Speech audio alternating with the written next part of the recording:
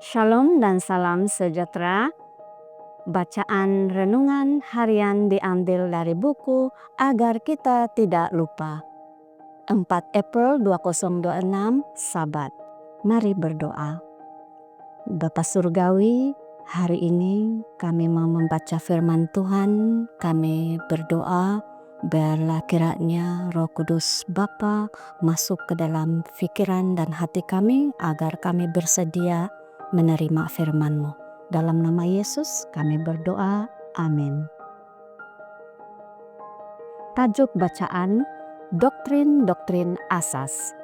Ayat inti, beritakanlah firman Allah, bersedialah pada setiap masa, baik masanya sesuai maupun tidak.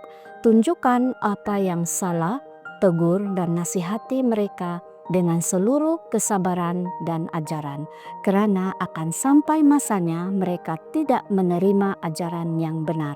2 Timotius 4 ayat 2 dan 3. Menjelang awal tahun 1848, para pemimpin Adventist Sabbatarian melalui kajian Alkitab yang mendalam dan menyeluruh telah mencapai kesepakatan asas mengenai sekurang-kurangnya 4 doktrin utama. Kedatangan Yesus secara pribadi, kelihatan, dan sebelum milenium.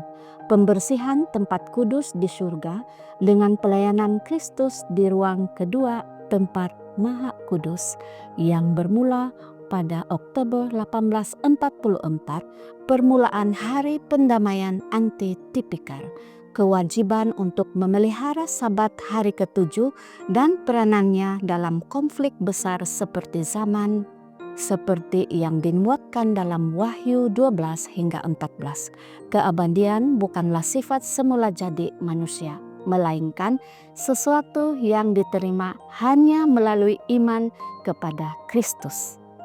Para Adventist Sabbatarian yang kemudiannya Seventh-day Adventist menganggap ajaran-ajaran tersebut sebagai mercu tanda atau doktrin-doktrin asas.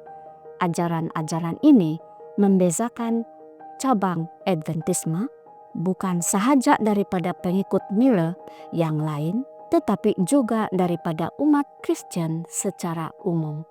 4 ciri khas tersebut menjadi inti dalam perkembangan Adventisme Sabbatarian dan mentakrifkan mereka sebagai satu umat yang berbeza.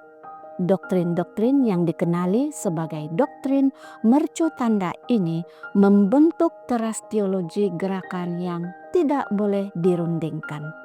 Pembaca yang teliti mungkin tertanya-tanya, mengapa saya tidak memasukkan doktrin kurnia rohani yang berkaitan dengan Ellen White dalam senarai di atas, walaupun ia adalah perspektif Adventist yang unik. Sebagaimana yang akan kita lihat, ia tidak benar-benar menerima usaha pembentukan doktrin sehingga tahun 1850-an dan 1860-an. Tambahan pula, Ellen White sendiri tidak menganggap ajaran tersebut sebagai salah satu doktrin asas. Sudah tentu, para Sabbatarian berkongsi banyak kepercayaan dengan umat Kristen lain, seperti keselamatan melalui kasih kurnia, melalui iman dalam pengorbanan Yesus dan keberkesanan doa. Namun, ajaran mereka pada tahun-tahun awal seperti nyanyian mereka berfokus pada perkara-perkara yang membezakan mereka dari umat Kristen yang lain. Bukannya persamaan yang ada. Pengabaian itu akhirnya menimbulkan masalah teologi yang perlu mereka tangani pada tahun 1880-an.